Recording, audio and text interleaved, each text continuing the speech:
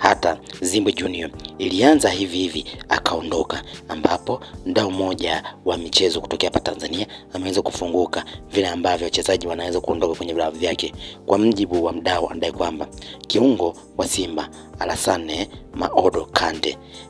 kwenye mazoezi ya mwisho alianza vizuri, ila hakufanikiwa kumaliza mazoezi baada ya kupata majeraha, na baada ya kuchunguza waligundua itakuwa ngumu kutumika kwenye mechi ya tarehe 19 dhidi ya Singizini, ingawa hakupata jeraha kubwa la kumweka nje kwa muda mrefu. Benchi la ufundi na jopo la madaktari wa Simba walifanya maamuzi ya kumwacha Dar es Salaam ili apate matibabu ya haraka ili uweze kurejea katika mechi ya marudiano dhidi ya Singizini Hotspot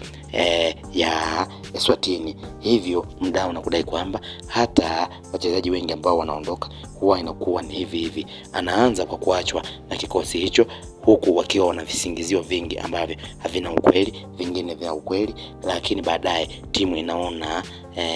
hana msaada tena kutokana na majeraha,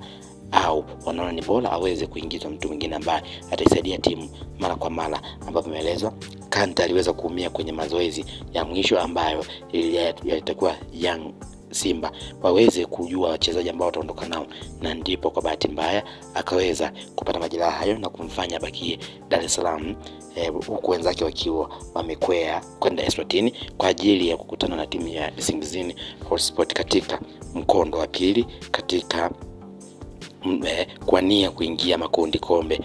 klabu bingwa barani Afrika. Hivyo na mdau kudohoji kwamba wachezaji wengi wanaanzia hapo hapo. Hata Mohamed Hussein alianza hivi hivi, baadaye akaondoka, alianza kwa kuachwa, wengi wakihisi kwamba ni shida, lakini ilielezwa kwamba ni majeraha, na baadaye akaja akatangaza rasmi kuondoka na kutimkia kunako klabu ya Yanga. Hivyo na huyu